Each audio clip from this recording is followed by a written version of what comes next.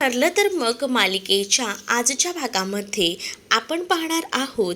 अर्जुन आणि सायली रविराजांच्या घरी आलेले असतात आणि त्याच वेळेला रविराजांनी जुन्या फाईल्स काढलेल्या असतात आणि ज्यामध्ये सगळं काही मेन्शन केलेलं असतं. म्हणजे ज्या वेळेला DNA रिपोर्ट केलेले असतात आणि त्यानंतरच्या सगळ्याच गोष्टी त्यामध्ये असतात आणि म्हणूनच मात्र आता अर्जुन ती फाईल्स व्यवस्थित बघत असतो आणि त्या फाईल्समध्ये असं लिहिलेलं असतं की पुन्हा DNA रिपोर्ट करायची नाही असं स्ट्रिक्टली त्यामध्ये सांगितलेलं असतं. आणि त्यामुळेच आता हे सगळं वाचून अर्जुन चकित होतो आणि अर्जुन आता म्हणू लागतो की म्हणजे इथे स्पेशली असं लिहिलेलं आहे की DNA पुन्हा करायची नाही आहे, जरी फोर्स केला तरीसुद्धा. म्हणजे यामध्येच नक्की ना मला असं का वाटतंय की यामध्ये कोणीतरी मोठ्या माणसाचाच हात आहे, म्हणजे महिपतचा. म्हणजे एवढी जबरदस्ती की आपण या सगळ्या गोष्टींकडे दुर्लक्ष करायला हवं. म्हणजेच तुम्ही ही विचार करा ना, जर आपण ती DNA टेस्ट पुन्हा केली असती तर नक्कीच ती डेड बॉडीशी मिळती जुळती झाली नसती. पण ही DNA टेस्ट अशी केली आहे ना की बरोबर मॅच झाली आहे आणि ही टेस्ट पुन्हा करायची नाही अशी सुद्धा स्ट्रिक्ट वॉर्निंग दिली आहे. याचा अर्थच आता समजून घ्यायला हवा असं देखील आता इकडे असणारा हा अर्जुन बोलत असतो. आणि तेवढ्यातच ना आता प्रतिमा आलेली असते. प्रतिमा आल्यानंतर विचारते की काय झालं, कुठे काही लागलाय का तपास, म्हणजे हे सगळं पुढे गेलंय का, की अजूनही वारं तिथेच वाहते. नाही, खरं तर ना हळूहळू सगळ्या गोष्टी पुढे जात आहेत. खरं तर ना बरेच पॉईंट्स मिळत आहेत आणि त्या पॉईंट्सचाच विचार चाललेला आहे की कसं करायचं त्यावरूनच. पण आता अशा पॉईंटनुसार एवढ्या गोष्टी तर कळत आहेत की आपण ना बारकाईने विचार करायला हवा. या सगळ्याच्या मागे जर महिपत असेल तर या सगळ्याच्या आधी या गोष्टी कशा घडल्या आहेत, काय घडल्या आहेत याचा सुद्धा शोध आपल्याला घ्यावा लागणार आहे. आणि याचा शोध घ्यायचा असेल ना तर आपल्याला एकच गोष्ट करावी लागेल, ती म्हणजे ते हॉस्पिटल गाठावं लागेल. जेव्हा आपण ते हॉस्पिटल गाठू तेव्हा आपल्याला बऱ्याच गोष्टी क्लिअर होतील. आणि मलाही असंच वाटतं की आपण ना हॉस्पिटलमध्ये जाऊया आणि या सगळ्या गोष्टीची शहानिशा करून घेऊया. आता अर्जुन बोलत असतो तर रविराजांना सुद्धा आता अर्जुनचं हे बोलणं पटलेलं असतं. तर दुसरीकडे मात्र आता पाहायला मिळतं इकडे आता जो सचिन असतो ना तो अस्मिताला म्हणत असतो की मी तुझं काही ऐकून घेणार नाही आहे. पहिल्यांदा चल चल आपल्याला मेडिटेशन करायचं आहे. काय मेडिटेशन? नको ना, कंटाळा आला यार सचिन, नको प्लीज ना. पण आता सचिन तिचा ऐकायला तयार नसतो. सचिन तिला सरळ बोलतो की नाही, मेडिटेशन करायचं तेव्हाच मी ऐकणार आहे, उठ चल, आळशीपणा बिलकुलही करायचा नाही. आणि असं बोलून ना तिला उठवतो आणि तिथे म्हणजेच जिथे स्टडी रूम असते ना अर्जुनची तिथे घेऊन जातो. आणि तो तिला म्हणत असतो ना जास्तीत जास्त बाळाची काळजी घ्यायची आहे, असं मी ऐकून घेणार नाही आहे तुझं काहीही. आणि असं बोलून तो घेऊन जातो. कल्पनाही आता थोडीशी खुश होते. म्हणजे तिला असं वाटतं की चला आपला जावई किती चांगला आहे, आपल्या मुलीची किती काळजी घेतो आणि या सगळ्यामुळे ना ही खूपच जास्त खुश असते. तर दुसरीकडे मात्र आता पाहायला मिळतं या सगळ्या गोष्टी सचिनही व्यवस्थितपणे लक्ष देऊन करत असतो. म्हणजे सचिनही आता व्यवस्थितपणे काळजी घेत असतो अस्मिताची. अस्मिताला म्हणत असतो की आता मी तुझं काही ऐकणार नाही आहे, मेडिटेशन करायचं आहे म्हणजे करायचं आहे.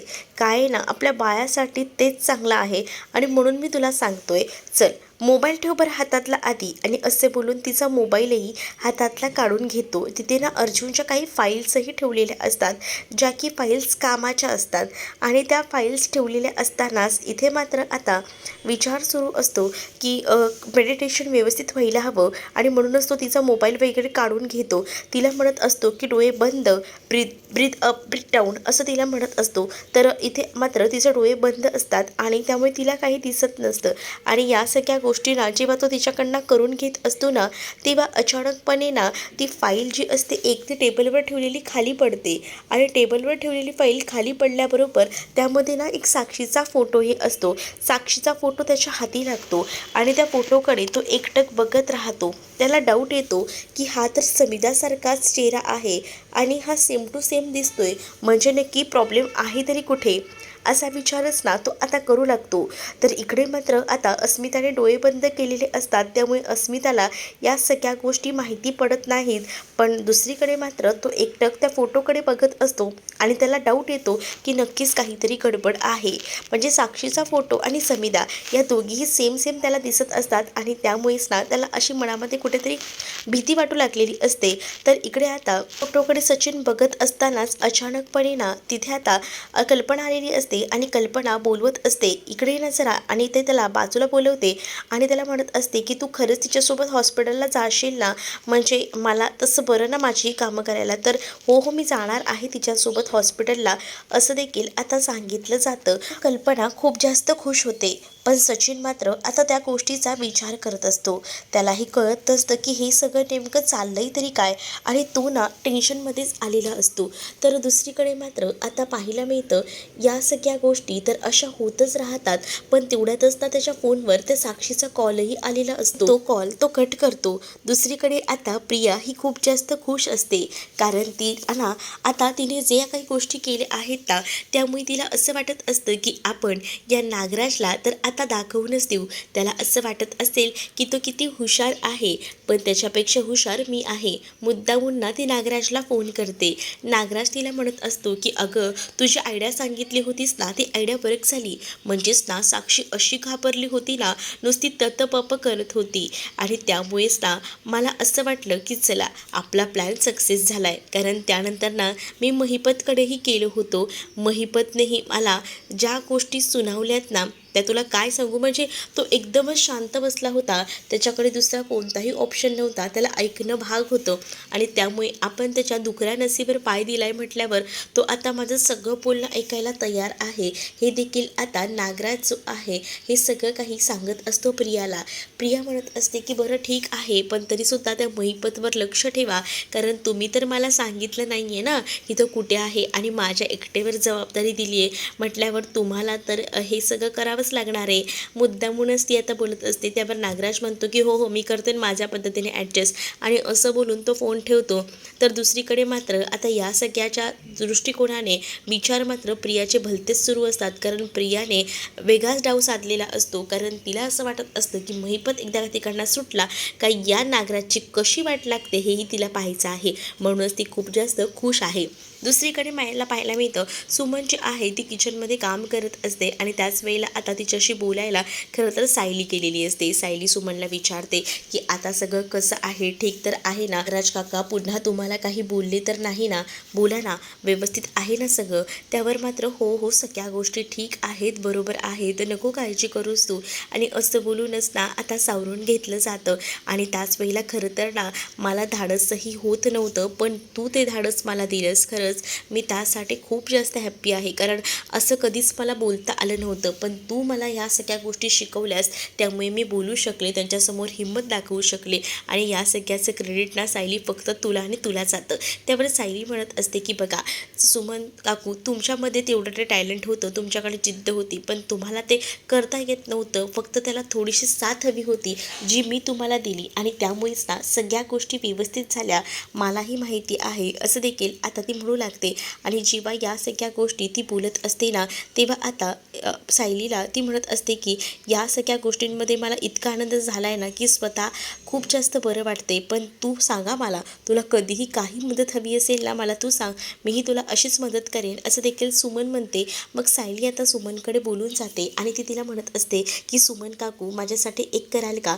म्हणजे हे सांगणं खरं तर खूप जास्त अवघड आहे, पण मला तुम्हाला सांगावं लागते. म्हणजे नागराज काका कुठे जातात, ते कोणाशी बोलतात, कोणासोबत त्यांचे संबंध आहेत, यावर जरा तुम्ही लक्ष ठेवलात तर बरं होईल. म्हणजे या सगळ्या गोष्टींमुळे ना आम्हालासुद्धा क्लू मिळतील. तर आता सुमन म्हणत असते की बरोबर आहे तुमचं, खरं तर या सगळ्या गोष्टी करणं चुकीचंच आहे. म्हणजे एखाद्या नवऱ्याचं या सगळ्या गोष्टी ऐकणं, पण माझा नवरा काय पॉईंटला जातोय, कुठे जातोय ना हे मलासुद्धा कळायला हवं, कारण ते खूप जास्त चुकीचं वागतायत आणि या सगळ्या चुकीच्या गोष्टी मला त्यांच्या डोळ्यासमोर दिसतात. आणि तरीसुद्धा मी या गोष्टींवर पांघरूण टाकू तर नाही.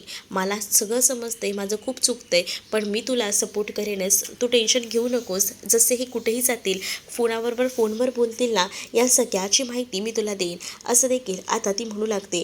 आणि जेव्हा या सगळ्या गोष्टी ती बोलते ना, तेव्हा आता सायली खुश होते. सायली आणि अर्जुन घराबाहेर पडतात. त्याच वेळेला अर्जुन अजूनही विचारातच असतो. तर सायली त्याला विचारते की काय झालं आहे. त्याच वेळेला अर्जुन सायलीला म्हणतो की अगं बघ ना, आपण या सगळ्या गोष्टीचा एका वेगळ्या पॉईंट ऑफ व्ह्यूने विचार केला तर बघ, या सगळ्या गोष्टींचं कोड ना आपल्याला हॉस्पिटलमध्ये सुटू शकतं. पण या सगळ्यासाठी ना आपल्याला एखादा व्यक्ती हॉस्पिटलमधलाच उपयोगी असायला हवा, ज्या की या सगळ्यामध्ये आपल्याला तो मदत करू शकतो. तर आता सायली म्हणत असते, म्हणजे तुम्हाला अश्विन भाऊजींबद्दल बोलायचं आहे का? पण अश्विनला कसं समजवायचं, कारण अश्विन जर या सगळ्या गोष्टी तन्वीसमोर बोलून गेला तर सगळ्याच प्लॅनची वाट लागेल आणि हेही माहिती आहे. त्यावर सायली आता सांगत असते अर्जुनला की तुम्ही काळजी करू नका, अश्विन भाऊजींशी बोलायचं आहे ना, त्यांच्याशी बोलते मी, माझ्या पद्धतीने मी हँडल करते या सगळ्या गोष्टी. त्यावर अर्जुनही खुश होतो. अर्जुन म्हणतो की मला माहिती आहे, माझी बायको ना एकदम परफेक्ट आहे या सगळ्यामध्ये. अर्जुनलाही आनंद होतो की प्रत्येक वेळेला ना त्याला त्याची बायको म्हणजे सायली सगळ्या ह्याच्यामध्ये सपोर्ट करत असते आणि त्यामुळेच ना तो खूप जास्त हॅप्पी असतो. आणि सायलीला तो म्हणत असतो की तू असताना ना मला कसलंही टेन्शन नसतं गं बायको. आणि त्याच वेळेला ना त्याला अस्मिताची आठवण येते. अस्मिता ठीक तर आहे ना? मग काय अहो, सचिन भाऊजी आलेत ना अस्मिताची काळजी घ्यायला, तुम्ही काय सतत अस्मिताची काळजी करत असता? ती ओके आहे, नको काळजी करू इतकी. आणि सचिन भाऊजी आजकाल ना व्यवस्थितपणे लक्षही देतात तिच्याकडे, त्यामुळे नका काळजी करू. पण तुम्ही आजकाल एवढी का काळजी करता, असं देखील सायली विचारते. त्यावर अगं तिच्या डिलिव्हरीचे दिवस भरत आले आहेत ना, मग बहिणीची काळजी तर वाटणारच ना, असं देखील आता इकडे जो आहे तो सायलीला बोलतो. त्यावर सायली म्हणते बरं ठीक आहे, चला आता आपण निघायला हवं. आणि आता दोघंही जण जायला निघतात. सायलीने अर्जुनचं बरंच काम जे आहे ते सोपं केल्यामुळे अर्जुनच्या डोक्यावरचा थोडाफार ताण जो आहे ना तो कमी झालेला असतो आणि त्यामुळे ना त्याला आता खूप जास्त रिलॅक्स वाटत असतं. पण दुसरीकडे ना त्याला अस्मिताचं सुद्धा टेन्शन असतं, म्हणजे अस्मिता आणि सचिन यांच्याबद्दल काय करायचं. म्हणजे सचिन जो आहे ना तो भयंकर आहे आणि या सगळ्या गोष्टी तिला नकोशा असतात, म्हणूनच तो आता त्या गोष्टीचा विचार करत असतो. दुसरीकडे आता सायलीने लक्ष ठेवायला सांगितलेलं असतं आणि त्यामुळेच ना लक्ष ठेवायचं काम सुमन परफेक्ट करत असते. इकडे मात्र कोणाशी तरी फोनवर तो बोलत असतो. वेळ द्या, करतो मी पैशांचं मॅनेज. आणि हे सगळं ना सुमन ऐकलेलं असतं आणि सुमन ना जेव्हा या सगळ्या गोष्टी ऐकते तेव्हा आता सुमन असं दाखवत असते की ती सुद्धा फोनवर बोलत आहे आणि ती आता मावशीला म्हणत असते की मावशी बरं चालेल, चल चल ठेवते हा फोन. आणि असं बोलून ती फोन ठेवते. आणि त्याच वेळेला आता तिने फोन ठेवल्यावर नागराज तिच्याकडे जातो आणि नागराज तिला म्हणत असतो की काय ग, कोणाशी बोलत होती आणि त्याच वेळेला काय गडबड चालली आहे तुझी? मी कुठे कोणाशी बोलत होते, मी कोणाशीही बोलत नव्हते, असं देखील आता ती म्हणत असते. पण मुद्दामुळे ना तू माझ्या मागे मागे येतेस, मी जिथे जातो तिथेच येऊन तुला फोनवर बोलायचं असतं का? असं बोलून मुद्दामून ना आवाज तो चढवायचं काम करत असतो. मात्र आता ही रूम माझी आहे, त्यामुळे मी कुठेही जाऊन फोनवर बोलू शकते. त्यासाठी आता तुम्ही मला सांगणार का की मी कुठे फोनवर बोलायचं ते? तुम्ही मला यामध्ये सांगूच नका हां, काय करायचं आहे ते, असं देखील आता म्हटलं जातं. आणि जेव्हा या सगळ्या गोष्टी बोलल्या जातात ना तेव्हा मात्र आता इकडे नागराज विचार करतो आणि त्यानंतर तो तिला सांगतो की जा पाणी घेऊन ये. पाणी घ्यायला जाताना सुमन खाली जाते, मोबाईल बेडरूममध्येच ठेवते. नेमका नागराज तिचा मोबाईल चेक करतो, कारण फोनवर 2 तासाआधीचा फोन असतो आणि त्यामुळे शंका येते की नक्कीच काहीतरी गडबड आहे. आणि म्हणूनच आता या सगळ्या गोष्टी जेव्हा आता कळतात ना तेव्हा मात्र आता खूप जास्त टेन्शन जे आहे ते खरं तर नागराजला येतं. नागराज लगेच फोन ठेवतो आणि बाहेर निघतो. नागराज जेव्हा फोन ठेवून बाहेर निघतो तेव्हा नागराजच्या लक्षात येतं की आपण तर बाहेर निघालो आहोत, पण आता आपल्यावर लक्ष ठेवायला ही बायकोसुद्धा आपल्या बाहेर येणार हेही त्याला माहिती असतं. आणि सुमन जेव्हा नागराजला बघते तेव्हा नागराज बाहेर जातोय, कारण त्याने पाणी आणायला सांगितलेलं असतं, पण त्या पाण्याचं निमित्त काढून त्याने मोबाईल तर चेक केलेला असतो. आता त्याला पैशांची गरज असते आणि त्याला माहिती असतं की ही जी सुमन आहे ना ती त्याच्या मागे येणार आहे, हे कन्फर्म असतं. म्हणूनच आता जेव्हा नागराज निघून जातो ना तेव्हा सुमनने हाक मारलेली असते, पण नागराज काही थांबत नाही. पण सुमनसुद्धा तितकीच हुशार. सुमन जे आहे सायलीने लक्ष ठेवायला सांगितलंय ना म्हणूनच त्या नागराजच्या मागे जायचं ठरवते. नागराज मात्र आपली गाडी घेऊन सुसाट निघतो. नागराजच्या मागोमाग तीही आपला मोबाईल बॅग घेऊन निघत लागते, कारण तो कुठे जातोय, काय करतोय यावर तिला लक्ष ठेवायचं असतं.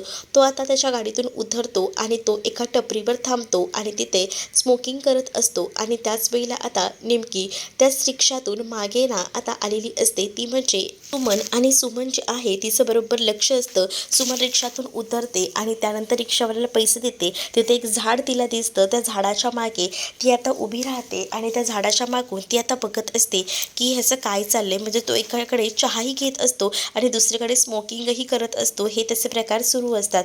पण तो मागे वळून पाहतो ना, तेव्हा त्याला तिथे सुमन दिसते. सुमन त्याला दिसल्याबरोबर आता त्याच्या लक्षात येतं की सुमन इथे आहे म्हटल्यावर आपल्याला आता मुद्दामुळे ना तिला चकवा द्यायला हवा. खरं तर सुमनच्या गळ्यातलं मंगळसूत्रसुद्धा ना हा नागराज सोडत नाही. एकदमच विचित्र दाखवलं आहे. म्हणजेच ना तो आता त्याच्या फोनवर बोलत असतो आणि त्याच्या माणसांना तो तयार करतो. तुम्हाला जर पैसे हवे असतील तर आता तुम्हाला ज्या गोष्टी हव्या आहेत ना त्या मिळतील, पण पटकन आहे ना माझं एक काम करायचं. आणि सुमन आहे ना त्याचा पाठलाग करत असते. आता सुमनला त्याने चकवा दिलेला असतो आणि जेव्हा तो सुमनला चकवा देतो ना तेव्हा मात्र आता सुमन इकडे तिकडे अडकते. त्याला दिसतच, तिला कुठेच दिसत नसतो नागराज. पण त्याच वेळेला ना तिथे काही माणसं येतात जे की स्वतःहून नागराजने पाठवलेली असतात आणि ती माणसं येऊन ना सुमनवर हल्ला करत असतात. सुमनला म्हणत असतात की एक गळ्यातलं मंगळसूत्र काढ.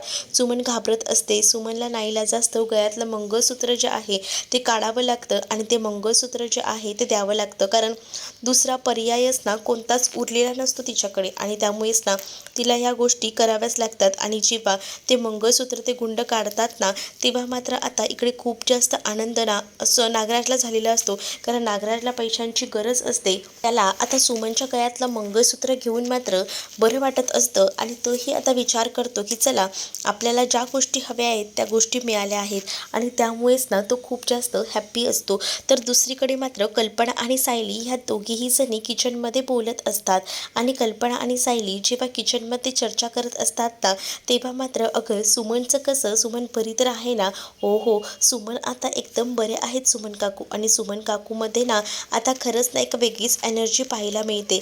आधी सुमन काकू तशा नव्हत्या, पण आता सुमन काकूंमध्ये ना बरेच बदल झाले आहेत असं सायली देखील सांगते.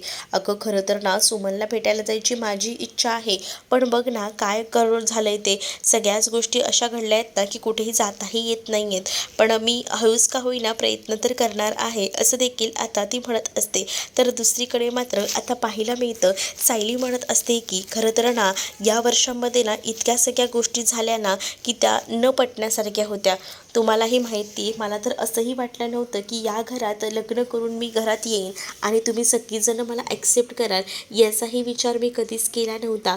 पण आता ना अचानकपणे मला या सगळ्या गोष्टी ना ज्या दिसत आहेत ना समोर, त्यामुळे मी खूप जास्त समाधानी आहे असं देखील आता सायली बोलत असते. आणि त्याच वेळेला आता इथे प्रतिमाबद्दल सुद्धा विषय निघतो. मग आपण एक काम करायचं का, आता तसंही वर्षाअखेर येतोच आहे. या वर्षाने आपल्याला बऱ्याच काही गोष्टी दिल्या आहेत. जर आपण गेट टुगेदर केलं तर, म्हणजे प्रतिमा आत्या त्याचसोबत रविराज काकांना सुद्धा बोलवलं आणि आपण छान पार्टी केली तर मस्त मजा येईल ना. अस्मिता ताई आहेत, सचिन भाऊजी आहेत, मग आपण एन्जॉय करू शकतो. आणि या वर्षभरात ना आपल्यामध्ये सुद्धा बरेच मतभेद होते, पण ते मतभेदसुद्धा दूर झाले ना.